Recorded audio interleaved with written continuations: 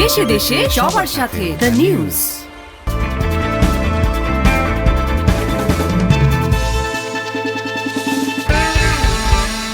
প্রিয় দর্শক, সবাইকে স্বাগত আজকের দ্য নিউজের সঙ্গে আছি আমি ওয়াসিফ পার্থ। শুরুতেই জানিয়ে দিচ্ছি সংবাদ শিরোনাম। গণ অভ্যুত্থানে নিহত 708 জনের তালিকা প্রকাশ করল সরকার। শ্রমিকদের বাড়ছে হাজিরা বোনাস, বুধবার খুলবে সব কারখানা। লেবাননে ইসরায়েলের হামলায় নিহত বেড়ে 558। এতক্ষণ শুনছিলেন সংবাদ শিরোনাম, এবার বিস্তারিত। বৈষম্য বিরোধী ছাত্র আন্দোলনকে কেন্দ্র করে ছাত্র জনতার অভ্যুত্থানে শহীদদের নামের তালিকা প্রকাশ করেছে স্বাস্থ্য মন্ত্রণালয়। তালিকায় প্রাথমিকভাবে 708 জন শহীদের পরিচয় জমা হয়েছে। পরবর্তীতে এ সংখ্যা আরও বাড়তে পারে বলে জানানো হয়েছে। স্বাস্থ্য ও পরিবার কল্যাণ মন্ত্রণালয়ের স্বাস্থ্য সেবা বিভাগের উপসচিব উম্মে হাবিবা স্বাক্ষরিত এক গণবিজ্ঞপ্তিতে এই তথ্য জানানো হয়েছে। এতে বলা হয়েছে, জুলাই আগস্টে 2024 সালে সরকারি বেসরকারি হাসপাতাল ও জেলা পর্যায় হতে সংগৃহীত তথ্যের ভিত্তিতে ছাত্র জনতার অভ্যুত্থানে শহীদদের নামের খসড়া তালিকা স্বাস্থ্য ও পরিবার কল্যাণ মন্ত্রণালয়ের স্বাস্থ্য সেবা বিভাগের ওয়েবসাইট www.hsd.gov.bd এবং স্বাস্থ্য অধিদপ্তরের ওয়েবসাইটে www.dghs.gov.bd তে প্রকাশ করা হয়েছে। তথ্য সংযোজন করার জন্য ওয়েবসাইটে প্রকাশিত তালিকাটি 23 সেপ্টেম্বর থেকে 6 অক্টোবর পর্যন্ত সর্বসাধারণের জন্য উন্মুক্ত থাকবে। দেশে চলমান শ্রমিক অসন্তোষের পরিপ্রেক্ষিতে আয়োজিত বৈঠকে শ্রমিকদের 18 দাবি মেনে নিয়েছে মালিকপক্ষ। এ পরিস্থিতিতে আগামী বুধবার থেকে সারা দেশের সব শিল্প কারখানা খোলা রাখার ঘোষণা দেওয়া হয়েছে। আজ শ্রম ও কর্মসংস্থান মন্ত্রণালয়ের সভাকক্ষে শ্রমিক ও মালিকপক্ষের বৈঠক শেষে এক সংবাদ সম্মেলনে এ ঘোষণা দেওয়া হয়। জানাবো বাণিজ্য সংবাদ।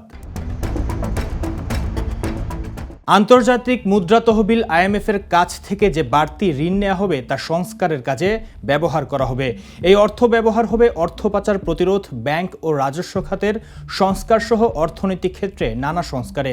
অর্থ ও বাণিজ্য উপদেষ্টা সালেহ উদ্দিন আহমেদ এসব কথা বলেছেন। তবে IMF এর কাছে কত ঋণ চাওয়া হবে তা এখনও নির্ধারণ করা হয়নি। এবার আন্তর্জাতিক প্রসঙ্গ।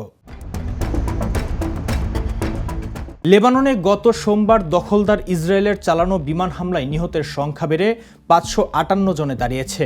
দেশটির স্বাস্থ্যমন্ত্রী ফিরাস আবিয়াত আজ মঙ্গলবার এই তথ্য জানিয়েছেন। নিহতদের মধ্যে 50 শিশু, 94 নারী ও 4 উদ্ধারকর্মী আছেন বলেও জানিয়েছেন তিনি। এছাড়া দখলদার ইসরায়েল লেবাননের 14টি অ্যাম্বুলেন্স ও ফায়ার সার্ভিসের ট্রাকেও হামলা চালিয়েছে। তাদের হামলায় আহত হয়েছেন 1835 জন। 5 শতাধিক মানুষ নিহত ও প্রায় 2000 আহত হওয়া ছাড়াও বাস্তুচ্যুত হয়ে পড়েছেন 16,000 সাধারণ মানুষ। তাদের বেশিরভাগই দক্ষিণ লেবাননের সীমান্তবর্তী অঞ্চলের বাসিন্দা। এবার খেলার খবর। ছোটখাটো পরিসরে হলেও একটা উৎসব আবহ। ছেলেদের বিশ্বকাপের সংবাদ সম্মেলন হলে সংবাদ মাধ্যমের যেরকম উপচে পড়া ভিড় লেগে যায় তা হয়নি। তবে সমাগম যতটুকু হলো তাতেও বাংলাদেশ নারী ক্রিকেটের প্রতি আগ্রহটা বোঝা গেছে। শুরুতেই ছেলেদের ক্রিকেটের সঙ্গে তুলনায় নিগার সুলতানার ভ্রু কিছুটা কুঁচকে যেতে পারে। সংবাদ সম্মেলনের পর হওয়া উন্মুক্ত মিডিয়া সেশনে বাংলাদেশ নারী ক্রিকেট দলের অধিনায়ক পরিষ্কার বলেছেন, ছেলেদের ক্রিকেটের সঙ্গে মেয়েদের ক্রিকেটের তুলনা কোনোভাবেই চলে না। ছেলেদের ক্রিকেট অনেক এগিয়ে, সেখানে সাফল্য, সুযোগ সুবিধা, প্রচারের আলো সবই বেশি। সে তুলনায় মেয়েদের ক্রিকেটের সবকিছু অনেক কম হলেও তারা এতেই খুশি যে বাংলাদেশ দলকে প্রতিনিধিত্ব করতে পারছেন। সংবাদ মাধ্যম তাদের সঙ্গে কথা বলছে। সবশেষ সংস্কৃতির খবর। ভালোবেসে বছর 4 আগে বিয়ে করেছিলেন কলকাতার স্বনামধন্য নির্মাতা সৃজিত মুখার্জি ও দুই বাংলার জনপ্রিয় অভিনেত্রী রাফিয়াত রাশিদ মিথিলা। বিয়ের পরপরই নিজের একমাত্র কন্যা আয়রাকে নিয়ে কলকাতায় যান মিথিলা। তবে সেসবই এখন অতীত। আয়রাকে ফের বাংলাদেশের স্কুলে ভর্তি করিয়েছেন মিথিলা। দাদু দিদিমার কাছেই বড় হচ্ছে সে। কাজের সূত্রে মিথিলাও কখনো আফ্রিকায় আবার কখনো ইউরোপের বিভিন্ন দেশে থাকেন। এসবের পরে বাংলাদেশে বেশি সময় কাটাচ্ছেন। সময় সুযোগ পেলে কলকাতায় যান। যে কারণে সৃজিত মিথিলার দাম্পত্য নিয়ে গুঞ্জনের শেষ নেই। মাঝে মধ্যেই তাদের ডিভোর্সের চর্চাও শোনা যায়, কিন্তু প্রতিবারই সেই গুঞ্জনকে গুজব বলে উড়িয়ে দিয়েছেন এই দম্পতি। লং ডিস্টেন্স বিয়ে হলেও সম্পর্ক টিকিয়ে রাখতে নাকি মরিয়া দুজনেই। শেষ করছি দা নিউজ সংবাদ, তার আগে শিরোনামগুলো জানিয়ে দিচ্ছি আরও একবার। গণ অভ্যুত্থানে নিহত 708 জনের তালিকা প্রকাশ করল সরকার। শ্রমিকদের বাড়ছে হাজিরা বোনাস, বুধবার খুলবে সব কারখানা।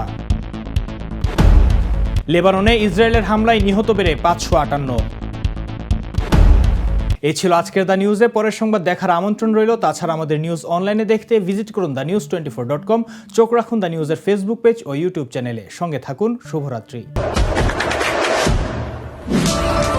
দেশে দেশে সবার সাথে দ্য নিউজ। দেশে দেশে সবার সাথে দ্য নিউজ।